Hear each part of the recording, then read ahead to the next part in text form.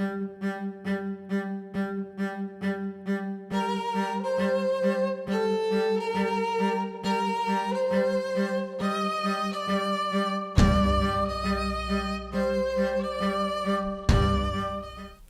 Andrea Morsak-Grazzini, founder and CEO of WetheP. Here today with Harry Boyte, a leader in citizen engagement.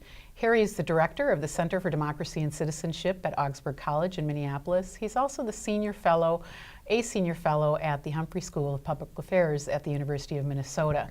Harry, awesome to have you here, and I'm eager to talk about what you're up to these days. I know that you've got some new focuses and we want to hear about how that's going. But first of all, we need to know a little bit more about who you are. Not everybody knows you, certainly in the higher levels of leadership and academia.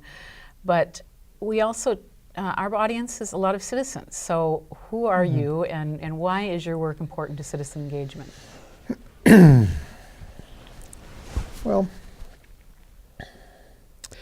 I believe that citizens are at the center of democracy. And we need to bring back older understandings of democracy, which were once much more widespread. That democracy is not best understood as elections or formal political institutions. Those are important. And someone like Mayor Couts is a great civic leader, in my view. But citizens are the foundation of democracy. And I think we've seen a weakening of that consciousness, both on the part of the formal political process and on the part of lay citizens.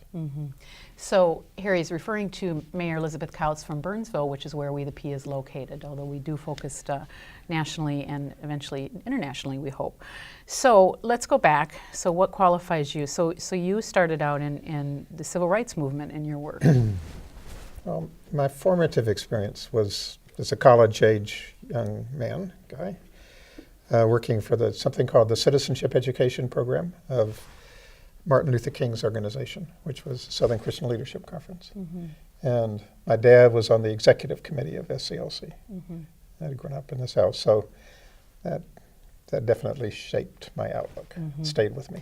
So you were involved in, I know Ella Baker was a leader in some of the citizenship education initiatives during that time. So you're involved in citizen education, helping citizens understand what it is to be a citizen and be a part of the solutions in the world, in the country, and also some of the larger movements that were going on then, right?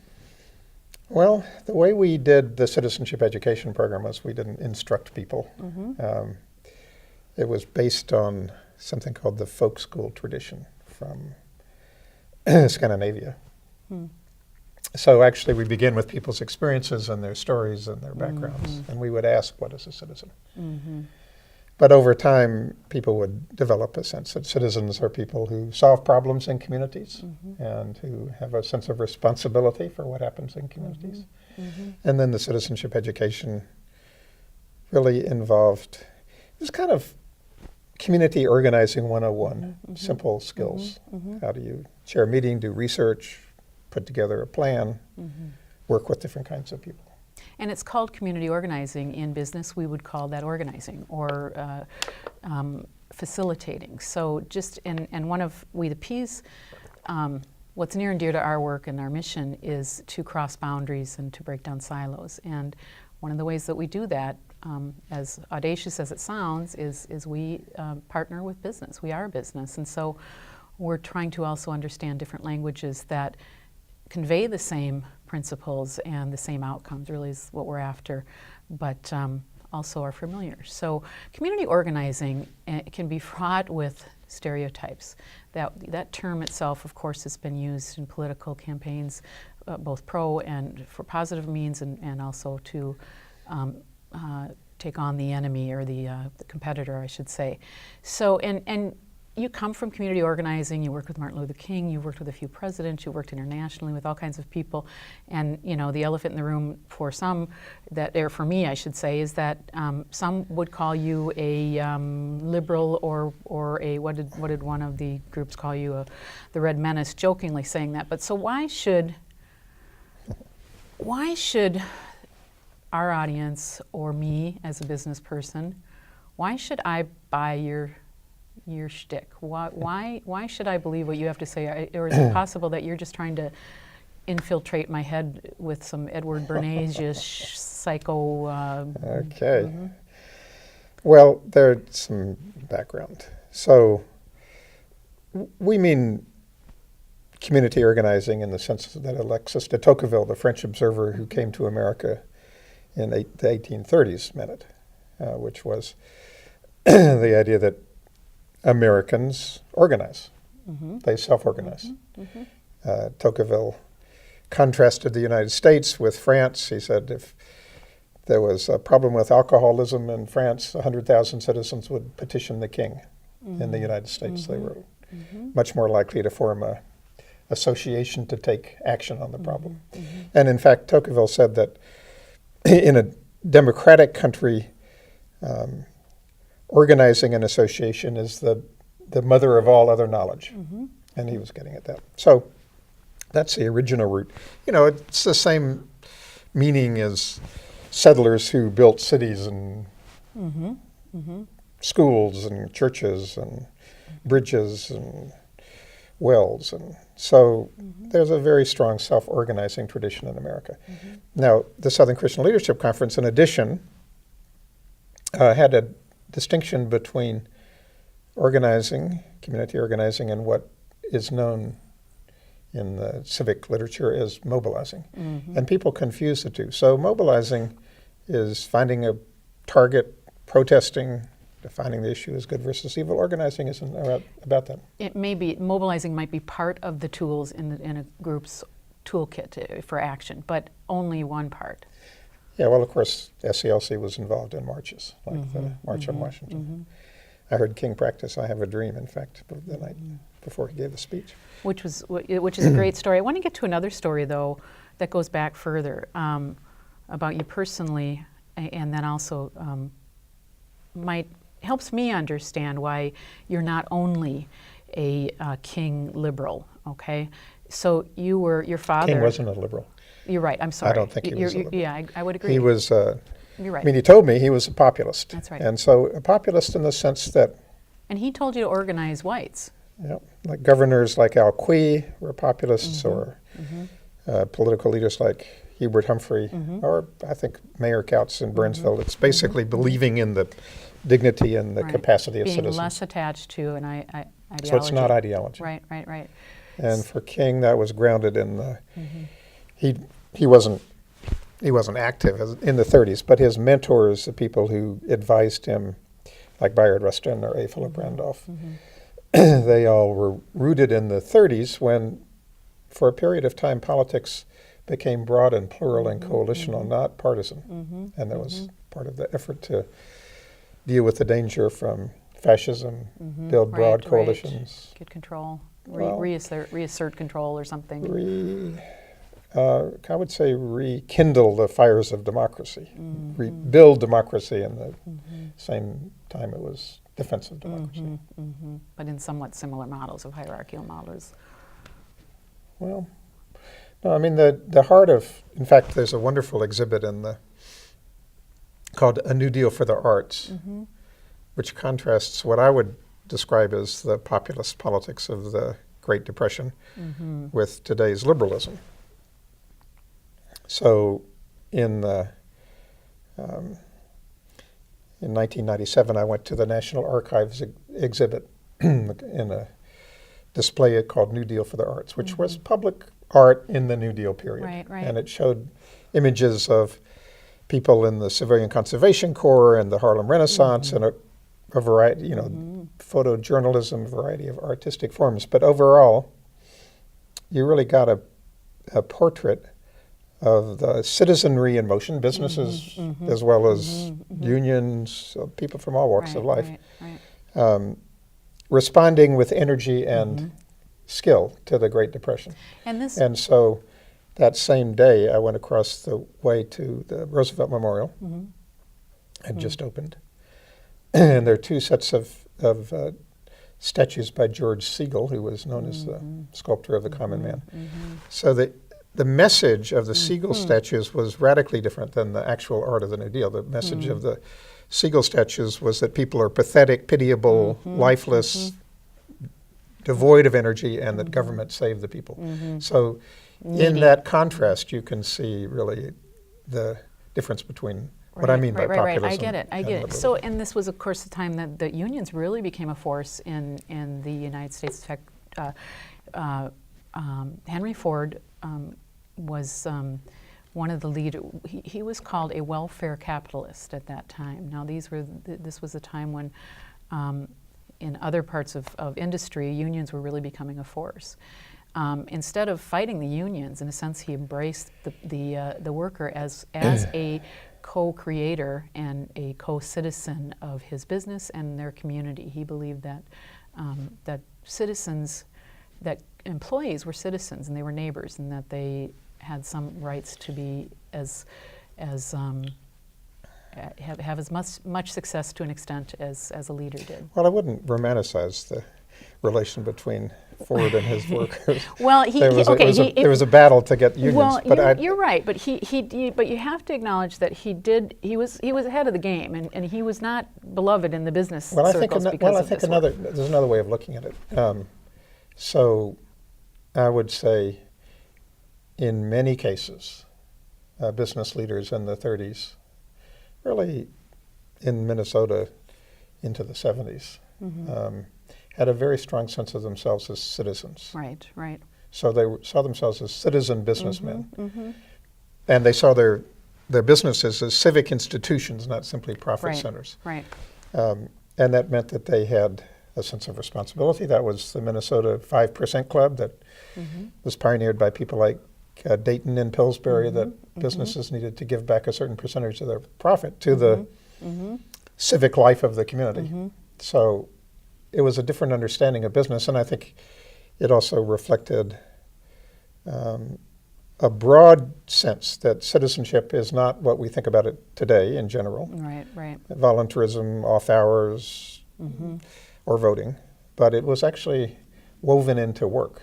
So there were citizen teachers, and in Minnesota it was a very powerful tradition. Or there were citizen doctors, the old general practitioner, or citizen hairdressers, and so you saw their beauty parlors as the civic center. Now some of that still exists, but the identity of citizen is really and it's not as organized. You know, when you talk about business leaders, you're talking about people like you said, Ken Dayton.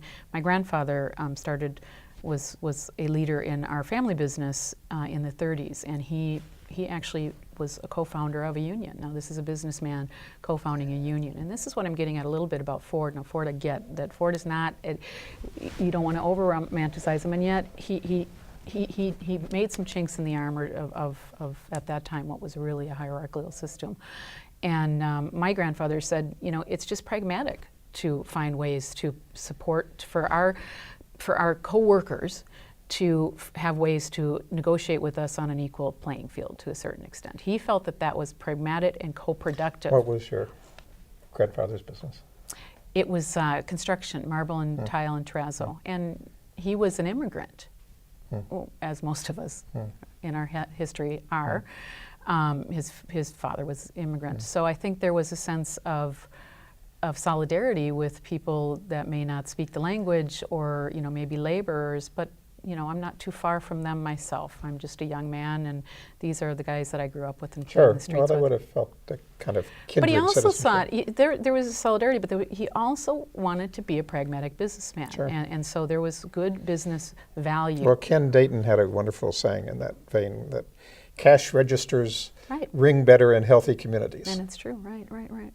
And any smart business person is not just developing for today or hiring for today. They're hiring, if they're smart, if they really mean it about their business, for 20 years from now or 10 years from now. Now, Wall Street would have us think something entirely different, but I think we're seeing some good evidence certainly in the higher level leadership of leaders that are rejecting that model a little bit, partially because it hasn't been working so well for them. It's really crashed, and we need to rethink what leadership is in the business realms. And there is a number of people that are doing that. Bill George, the former CEO of Medtronic, is one. John McKay of Whole Foods is another. Steve Case is another. In fact, Steve Case is using the language of civic engagement very directly in his leadership in this. But I want to get back to this personal. We're going to toggle a little bit back to that because there's a story that you've shared with me that I want to use to sort of illuminate what I think helps me understand that you're not the other guy to my conservative peers, or you're not the enemy, so to speak. So your father was the first white leader of SCLC, worked with Martin Luther King, but that became the only white guy on the executive committee. The only white guy. But that created some tensions in your family, and some years later you felt the need to go back and recreate relationships with your family, didn't you? Well, I wouldn't put it exactly, yeah, absolutely. But the sequence was somewhat different. So Dad became involved. He was a manager of the Atlanta Red Cross and many friends and colleagues who were business leaders. But he got involved in the late 50s in school desegregation. Didn't believe that schools should close. You know, a lot of the political establishment was calling for the schools to close rather than desegregate in the wake of the famous Supreme Court decision, Brown versus Board of Education. So Dad got involved in school desegregation, believed in racial equality, one of the few whites in Atlanta who was outspoken about that, and then went on staff of SCLC in '63 and worked with SCLC for 3 years. And before he was with SCLC, my extended family in the South disowned us. They broke all relations. Because? Well, because the South was very divided around race and around segregation and integration. So the formative experiences of being in a family that was outspoken was powerful. But equally powerful was the experience I had when King assigned me, Dr. King assigned me to organize white mill workers. So what was important about that, that I think is just not generally part of American politics today, is that, I mean, I knew Southern mill workers. They were like my family. I understood them. But by the time he had made that assignment, I had seen them as the enemy. Right. And there's a parallel in South Africa. The organization Nelson Mandela was with in the 1950s in a campaign called the Congress of the People, which produced the Freedom Charter, the great manifesto against apartheid. They challenged whites to organize in their home communities. And whites in the anti-apartheid movement couldn't do it. Why? For over 30 years. Because they saw their home communities as the enemy. They were too alienated. They were too angry. So when King assigned me to do the organizing, it was a very useful challenge. It was me to kind of reconnect with myself as well as do community organizing. So that 7 years I did community organizing in Durham, North Carolina, was very important.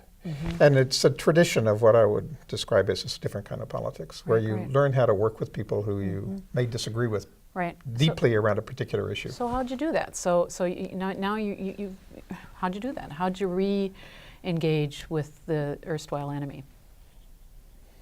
Well, how'd you make things work together? I did one-on-one interviews and got to know people. One-on-one. And hung out on porches and got to, I mean, the very first experience I had in the summer of 1966 was I was working for the poverty program, which didn't have any white dimensions in Durham, North Carolina. And so the Ku Klux Klan came around to the neighborhood and said, no, this guy is a troublemaker. But there was a wonderful woman, Basie Hicks, a textile mill worker, who had never agreed with the Kluxers. She called them the Kluxers. And she went around and said, that guy is a nice kid. He's just up here to just see. a kid. Well, But she took me seriously. He's here to help us organize and see if we can get some voice. That's what she said. So, I immediately met people like Basie. I got to know people are complicated. But I had heard that too. I mean, we tend to remember publicly the civil rights movement as, first of all, focused on great leaders, not on the ground organizing. Not and then secondly, as this great moral crusade of the forces of light versus the forces of darkness. But on the ground, the Southern Christian Leadership Conference, I would say, unlike the youth wing of the movement, which tended to be more righteous, SCLC had a sense that everyone is complicated. And if you look at King's speeches carefully, you can see it's all over them. He's always appealing to the positives in Southern white culture and finding common ground and so forth. And he's not, my takeaway from when I listen to King's words is he rarely is taking much of a swipe at the white. He certainly takes a swipe at hierarchies and sometimes even the white hierarchies. But if you look at the content of his words, they tend to be far more about the human condition, which gets to what you're talking about, this moral. And of course, that is what he's known for. But I have this,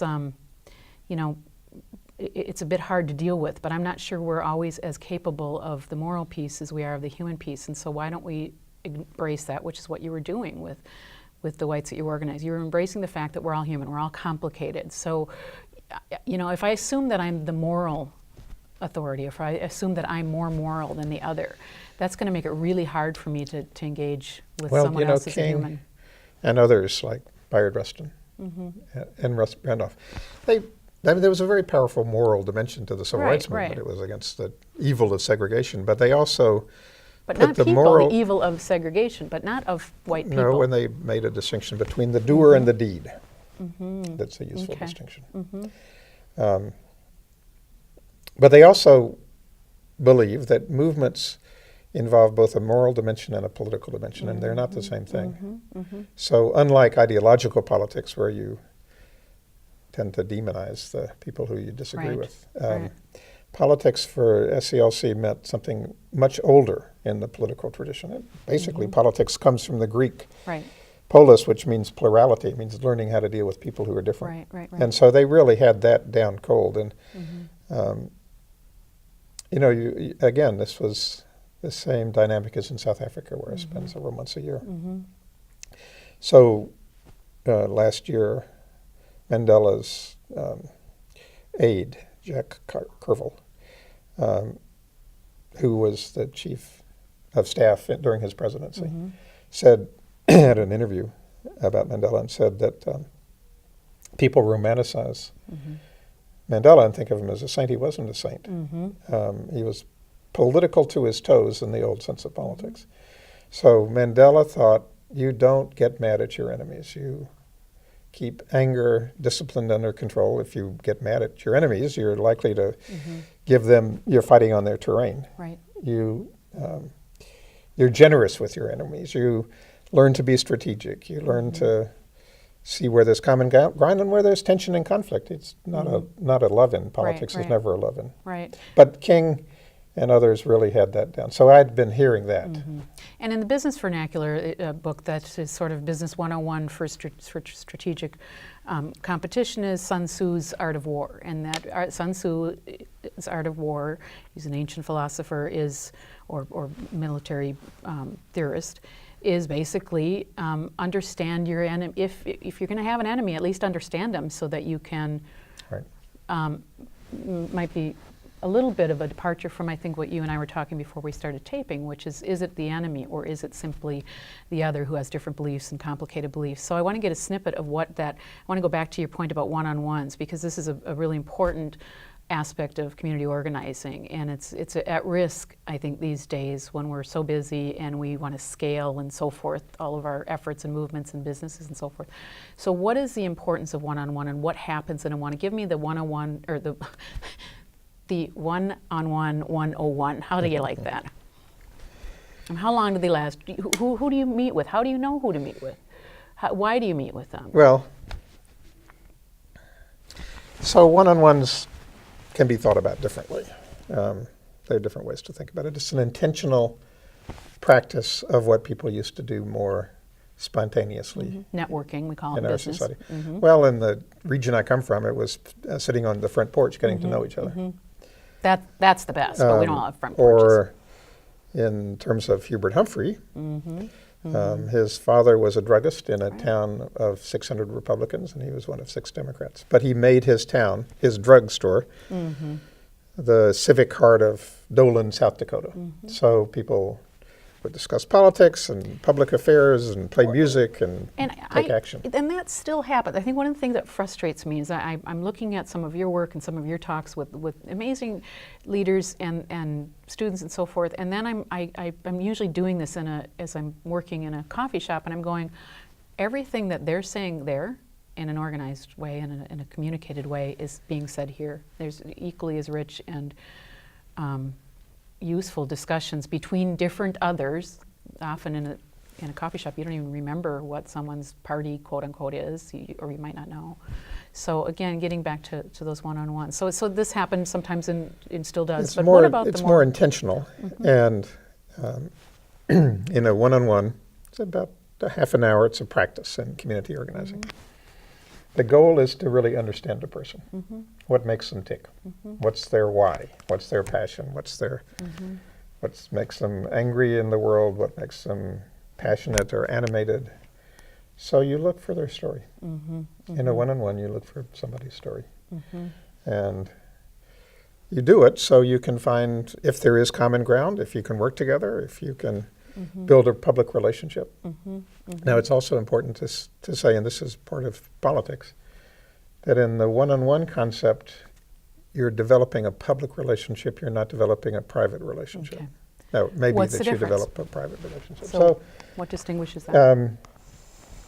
In a public world, as the concept is developed in organizing, you look for diversity, you look for accountability, you look for respect, you look for collective power or agency, what we can do together, what we can create, or the problems we can solve. And you do that with people who can make you very uncomfortable in private life. So in private life, you look for nurturance, intimacy, Affirmation. loyalty, affirmation. Those don't work very well in public. Why not? Well, because you're dealing with people who don't really care about your private life. Well, what if I can get a whole bunch of people to care about my issue or my private life or my passion? Well, you're mixing things. So your private life is different than No, I know. what your issue What is. I'm teasing out here a little bit is that, and yet, if you look at other ways that politics happens, often it's a politics of shared passions that and propagated passions that may or may not be the full expression of a party or its people, but are what they are accepting. I'm thinking of large movements, Tea Party, feminism, movements where in fact I might share some shared interests with them, and I might choose to sort of decide that they're my people. But then I might also have shared interests with Occupy or with, with a conservative leadership group or something like that. So how do we navigate that? Well, there are different kinds of movements. So I would say the populist tradition in its genuine, practical, community-building spirit did take on concentrated power in the 30s. But it also had a pragmatic quality, so it built things. It created co-ops and reading rooms and libraries and community centers. And so I think one can distinguish between movements which are kind of intoxicated. Protest. And focus simply on whipping people up, and movements which have a practical problem-solving. So, what quality. you're getting at then is you're getting at this psychological issue, I think, of the difference between how we see passion sometimes today and how we might have done it when we were more pragmatic and more work-focused or collaborative focused. Right now, passion is about what excites me at this moment or what scares me or what. There's a difference between slow brain and fast brain. Right. And so, what's slow brain, fast brain? Well, it's Kahneman's idea that people tend to react in public out of the frames which are on the top of your mind that And you this process. is Daniel Kahneman. process information, but there's also the capacity to think and to process Well, there is the ideas capacity, through- but is there the time? This is another issue we deal with now. Well- do I have the, I mean, and come on, I mean, I've talked to senators about this. Are they able to read every single brief that comes on their and you know what? They're not. There's so much information out there, and it's so diverse. We're so media saturated. So I'm not defending fast brain thinking, and as Kahneman says, there's a place for that. In fact, I hate the fact that we are reacting only out of fear or being startled into it, and yet anger. there's anger. Well, I mean, our work is how do we regrow Humphrey drug stores? And connected to that, how do we develop work like the civic teacher, citizen teacher, or citizen business person, whose work is to see their work site as a civic site.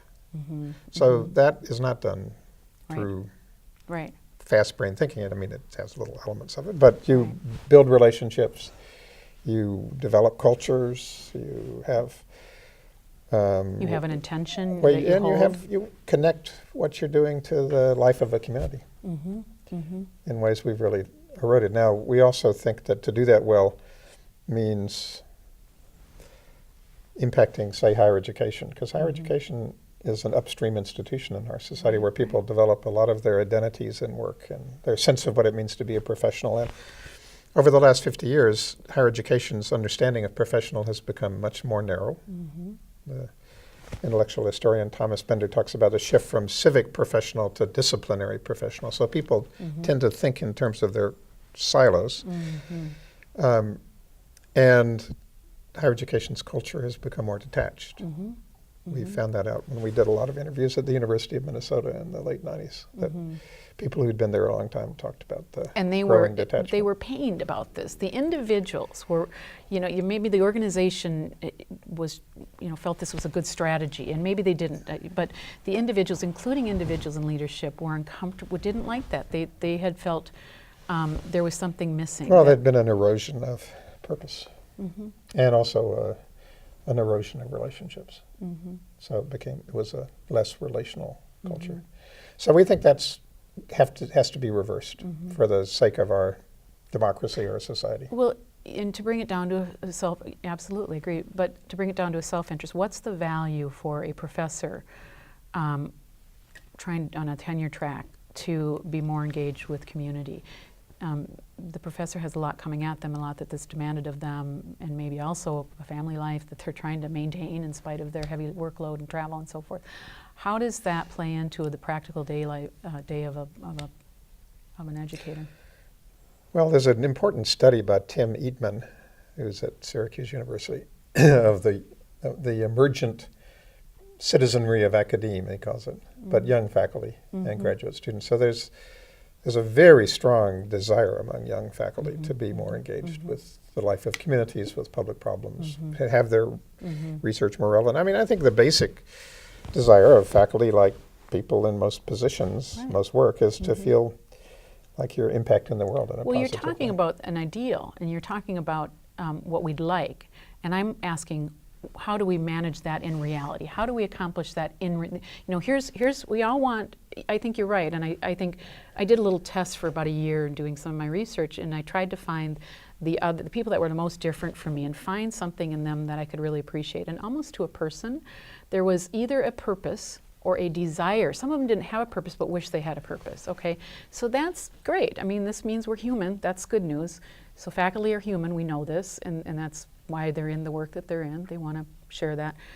But the reality is our ability to hold that purpose is sometimes really fragmented. Well, I think it's also not our ability, but our... We've developed cultures which are very privatized. Right.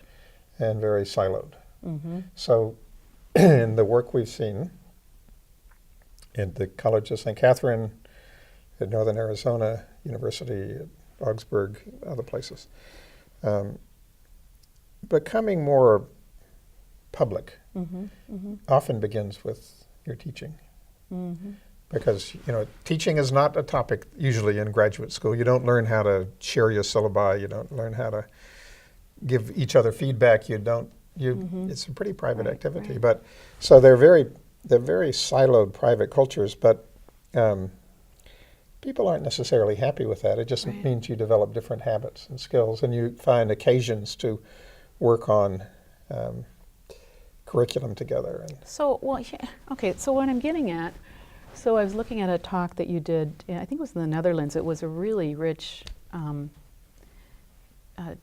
seminar or symposium or whatever it was. I was really impressed, and yet I noticed some ironies, sort of. So the speakers I saw were all middle-aged white men, and you were talking about citizen engagement, and that, of course, you know, this is your scholar and scholarship, and these are people that have studied this and are. was this the Society for International Development? Yes, yeah. Well, the moderator and the other speaker was a woman, Fiona Dove. Right. So the moderator, but not the experts.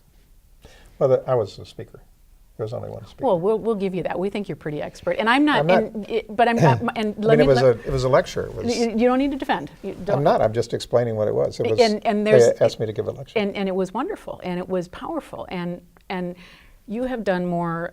You know, you and I worked together a little bit, and you've done more to push me into thinking more about themes in feminism in particular than probably anybody. So I'm not at all arguing either the intent or the value of you or any of those speakers. It's power. It's profound. You're in influence positions. We, you know, if people care about this work, we do need influencers, and yet there still remains this funny sort of dissonance in my mind. Anyway, I also look at places. Well, I think there's another dynamic, and here I want to raise the need to reframe the problem in education from the achievement gap to the empowerment gap.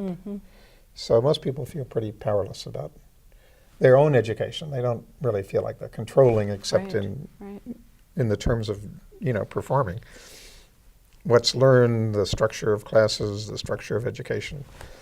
There's, by the way, a wonderful documentary that I am encouraging people to see called If You Build It, about two young design activists, they call themselves, Emily and Matt, who work in a very poor community in North Carolina with kids, creating a different kind of shop class that is electrifying for these kids, because they do things that are significant. They build a farmer's and they're market. doing, not just hearing their lecture. And, you know, they have to innovate and take initiative. And, in the community. so I would say that's an example of empowering education. Most education is not very hands-on. It's not very consequential. You may have a service project, but it's not woven into the center of your education. And I mean, there's some exceptions, but the other dimension that feeds this kind of detachment is that we've developed a very meritocratic, individualist, competitive culture. So people from any kind of cultural community, and this includes African Americans, Latinos, Hmong, also rural whites, religious conservatives, feel in typical culture that they're called upon to abandon who they are.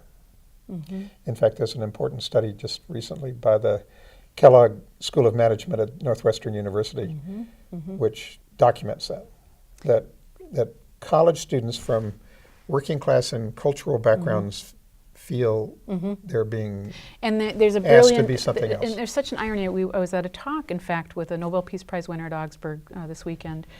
She was a former president of Latvia. It was a small luncheon, and one of the leaders there is the leader of the Global Leadership Initiative, I believe it was called, or Alliance, or I forget the Madrid Club, the Club Madrid. Club de Madrid.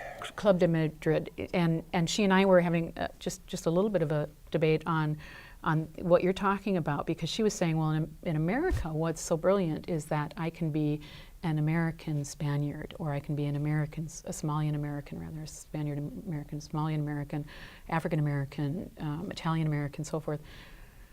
And I said, well, I have Somalian friends, and I'm not sure that they always feel that. Yes, again, in language and in what our desire is, I think that's there. But I would agree with you. I think it's a little bit harder in translation in real life. Well, we've seen education, like other institutions, like businesses and colleges, become more detached from the civic culture and work roles and identities.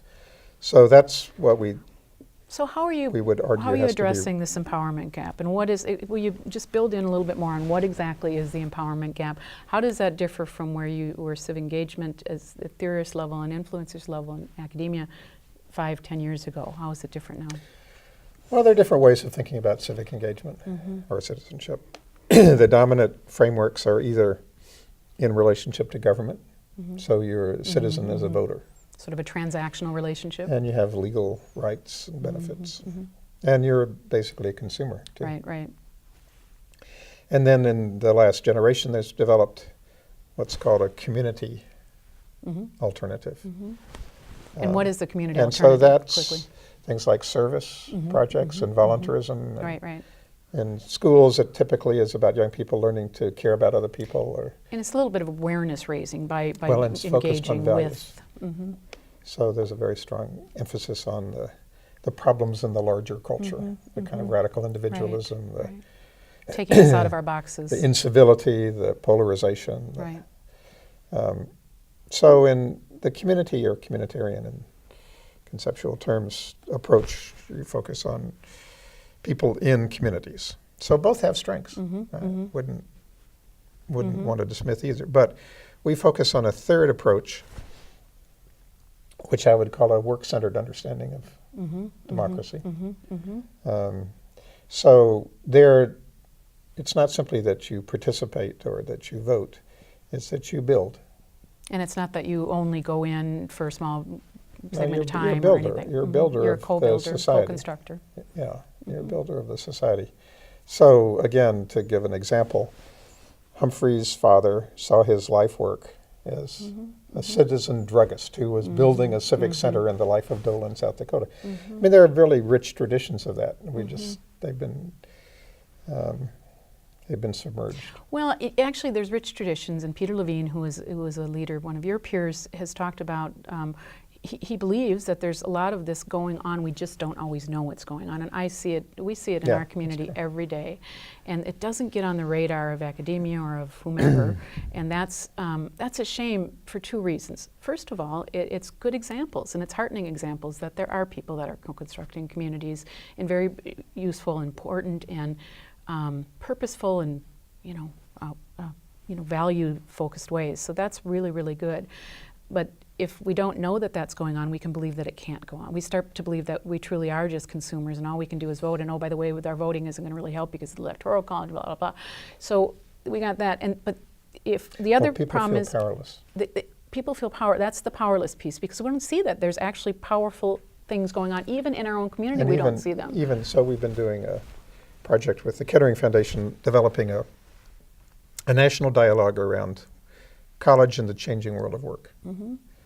And if you ask people about that, we've been gathering concerns.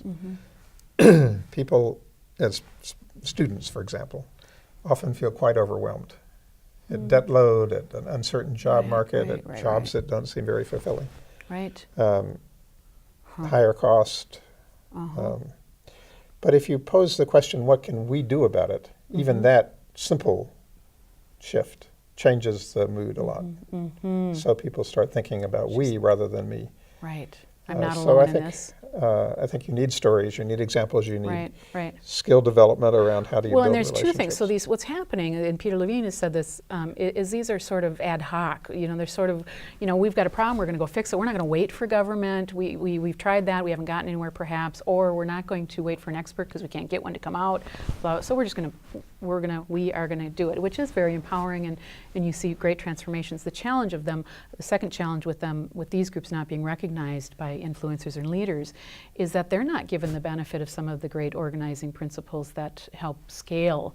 And I know this is an issue that academia is, how do you scale good things that are going on in a way that they're interconnected? In fact, I'll pitch for WetheP. That's what we want to try to do, is make those introductions and do lot more deeper networking so people can see, so we can sort of bring some of these out into the open and see, here's how this one connects to that one, to this one, to that one. Here's what this one, we need an academic in here with some research, because we really understand how we fit in the bigger picture. Or the academic says, we need you because we need to understand how this works in real world, not just in theory, which is, I sort of rail against that. It's, forgive me, I tried to, I studied with you, in fact, and would love to would love to have PhD, that's nearly looks impossible at this point with my world. But I get so frustrated in academia because as a typical entrepreneur, Bill Gates and all of us, it's just really hard when you're not working. It feels like you're not working, not that you're not learning, not that higher education is often pretty detached from work, and detached from a civic identity. So if you listen to the language of professionals or academics, they characteristically talk about working with citizens. They don't talk about themselves as citizens. Yes. But this is a radical shift over 50 years. So we have a project with the National Science Foundation to rethink the role of science in society, which is recovering and then fleshing out conceptually the old idea of the civic scientist, citizen scientist. So in the soil conservation districts in Minnesota in the 1930s, soil conservation scientists from the University of Minnesota. Solar conservation? Soil. I'm sorry. Soil erosion. They were told, when you go to Winona or wherever, you don't sound off about soil erosion. What you do is you get to know the community, and you learn its culture and its history and its politics and its everyday life, and then you can do things constructive. You don't come in as the expert. You come in as the researcher, maybe, or the learner. You have things you know. Right, of course. Yeah, you don't. It's not. But that's not what you come out. But you don't come in as communicating a savior. first, right? You're not a savior. You're a citizen. So that's what just we one believe. Of the that has to be the future. So that has to be the future, and again, I'm just going to keep driving back to how is, so you go in, then what happens?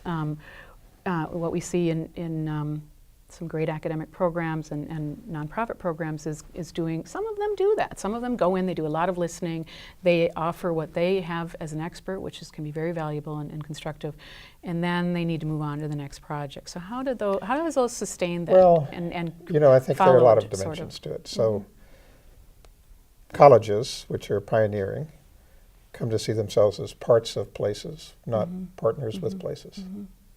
So they don't come in and out on projects, they parts of places. Good. And the people they educate see themselves as citizens in communities. So, I mean, Augsburg, where we've moved our center, Augsburg College, they do it is a very strong, interwoven set of relationships with a largely immigrant neighborhood around the West Bank. And the special education program in Augsburg, which we've been working with, has a mission of educating citizen teachers. So, and they really, all 27 students in special education see themselves as budding citizen teachers. And they also see themselves as changing the field of special education. So, special education is, the kids are stigmatized and segregated usually, labeled. And sometimes these kids have some real, I believe every person's got real gifts. And sometimes they just these don't have fit into normal school. Gifts. Yeah. And so we had an initial partnership with Fridley Middle School. Michael Rissy and Alyssa Blood, the two teachers who had been through the Augsburg program, they really wanted to do a different kind of thing. So we have this youth empowerment initiative, Public Achievement, which you know about. And so they adapted public achievement to their whole curriculum. So the whole culture of Fridley special education changed really significantly. So kids had a lot of role in initiating and learning public skills and learning confidence and leadership. And these kids who were marginalized and segregated became community leaders around issues and they developed an initiative like and bullying and healthy eating and cruelty to animals. And they changed their culture in their school. They actually were able to make some changed. changes. And people in the general school say the school is much more connected to the community. Right. So I would say that's an example. So that's a great example, and I'll go back to Augsburg too, because one of the things you mentioned that experts or scholars or civic engagement leaders might go into a community and learn, and the good news is that academics stay in the community. What I see Augsburg do, which I think is novel, is that they don't only go out, they invite the community in. So the community has used, and I know that other institutions do this, but there's more of an interweaving going on there. It's more part of the community. It's more part of the community, so that the community is coming in, and in this again, I go back to forgive me for beating up on some of the places that you go to talk, and this is, of course, you need to, and we need all of that, but this is what I don't always see in a lot of that. Or you certainly don't, government, citizens might be a part of, they might be brought in as part of a town hall meeting, but they're not sustained in the process. Well, the problem is that in government, civil servants don't see themselves as citizens. Mm-hmm, mm-hmm. We did a project with the Clinton administration looking at the gap between the general lay citizenry and the government, Mm-hmm. and interviewed hundreds of people in different federal Mm-hmm. agencies. Mm-hmm. And it's a consistent message. People said we've lost the civil and civil service. We don't think of ourselves as citizens. We forget that we're part of that same Well, community. there's the socialization process. There's definitions of roles. Mm-hmm. There's cultures within agencies. Mm-hmm. So there's become, like in higher education, there's become a culture of detachment. So what's the antidote? How do you fix Well, this? we found some counterexamples. Mm-hmm. Well, how do more of important those happen? examples. I mean, how do those? I mean, these are So I would examples. These say- are I would say inspiration. that But what we- about practices? I mean, is there not? I mean, does nobody? I mean, I think I kind of think of Saul Alinsky. I saw a piece that you wrote, and of course, there was a quote of his right at the top, and there was other really amazing quotes and interesting contrasts because it wasn't just his thinking. It was from very different sectors. But you know, how would Saul Alinsky look at this? And I know that, of course, he did a lot of organizing. But how would I remember? There's a notorious. I think it was just an idea he had about going into the symphony, a bunch of activists going into the symphony and sort of being very obnoxious in the symphony to get the rich folks to understand that they were part of the community too. How does that happen more in academia or in government? Well, you know, Alinsky didn't really think about institutional change. So if you're working in institutions, that may not be the best. Right. Well, I mean, my personal is nobody's got the answer, including But- Saul Alinsky. We have a bunch of, but, we need to agglomerate of And answers. there's always tension involved in change. I mean, Mm-hmm. this is not a love-in. But I think we need a movement. Mm-hmm. And I think we're on the threshold of a movement. Mhm. I would call it a global movement that will be about putting citizens at the center, so Mhm. civic agency, citizen empowerment. Mm-hmm. And it will be about reintegrating Mm-hmm. institutions into the life of places. Mm-hmm. And partly rethinking institutions as themselves communities. Mhm, So mhm. not abstractions, but Mm-hmm. complicated communities. So Augsburg is an example. Fridley Mhm. Middle School is an Mhm, example. mhm, Congregations which weave themselves, the Redeemer Mhm, Church in mhm. North Minneapolis is an example. So that's Mhm. what but we think it's going to take a movement. It's Sure, not going to sure. happen just piecemeal. So I'm a citizen or a scholar or a budding politician. How do I be part of that force, Well, that movement?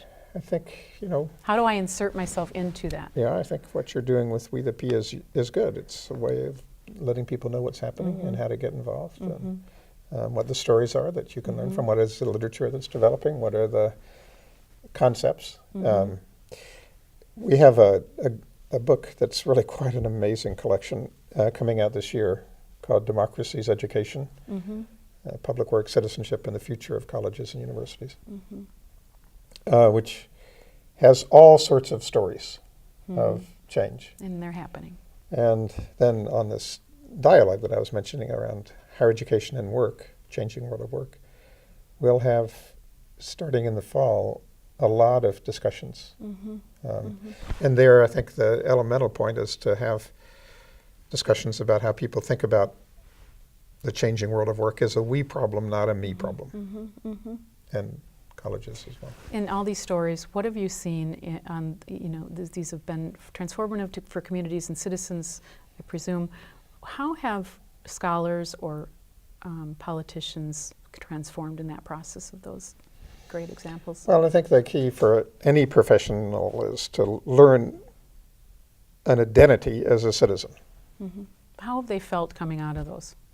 You know, people feel different ways, but again, to tout Mayor Couts in Burnsville, I think she's a good example of someone who's always been honest that she can't, by herself, solve the problems of Burnsville, that there needs to be a broad citizenry involved in all sorts of public issues. So those are good examples. I think we need a lot of stories like that. So Great.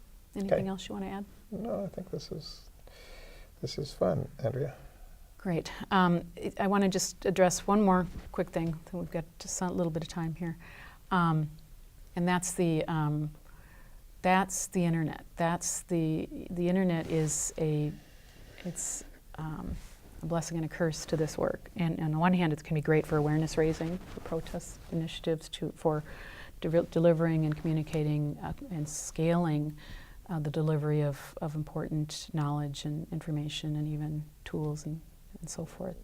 The relational piece I know that you're concerned about, and we are as well.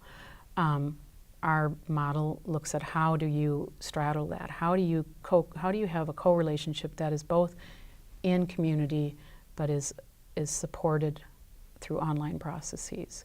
So that's a question I'm sort of asking you, and what can we learn from academics and what you must face very similar issues and Yeah, I mean, I should say I don't think of myself as an academic.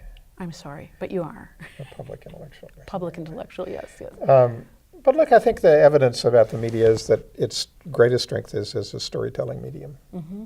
Mm-hmm. And we can't make change without stories. I agree, and I agree, but I'm telling you, Harry, that I have made relationships with people like Peter Levine, with people like Elizabeth Doherty Thomas, with people that I might never get a chance to be in relationship with. And these are relationships that are developing relationships. You could say that Peter Levine and I have done our one-on-one online somewhat, and we certainly could intentionally. Definitely Elizabeth Doherty, who is a young therapist, and I have done this. So we're learning from each other, and Elizabeth and I have co-created things together, small things, and if we were intentional, we could do this. This is what WetheP sees as a potential of relationship, and those are just a few of many relationships that I've developed, meaningful relationships around shared purpose all over the country and world, including with people even in my own community that we might get together regularly to talk about these issues and to do something about them, but because of our full-on schedules, we can't always. Well, look, I believe in many kinds of experiments. So I think social media will play different kinds of roles. I'd agree with that. But I think, again, the real challenge, there's an aspiration for empowerment or citizen agency all around the world. You can see it in Egypt or Ukraine or Eastern Europe. But the challenge we're focused on especially is how do we create sustaining foundations for that sense of citizen empowerment. And there, just to come back to the key point I want to make, we need to regrow the civic identities of work and work practices. So citizen business people, citizen teachers, citizen nurses, citizen nonprofit leaders. As people idealize the nonprofit sector, but it turns out the nonprofit sector is often as detached from civic life as an academic. So we need to really reintegrate a variety of work roles. And all the research shows that integrated systems perform better, right? Yeah, homogenized systems do not tend to do as well. If they can sustain tension around diversity. And that's the key, is sustaining the tension. And that's the next piece that we're going to have to get used to. And I think we can do it. Okay, Andrea. Thank you. Yeah. Harry Boyte.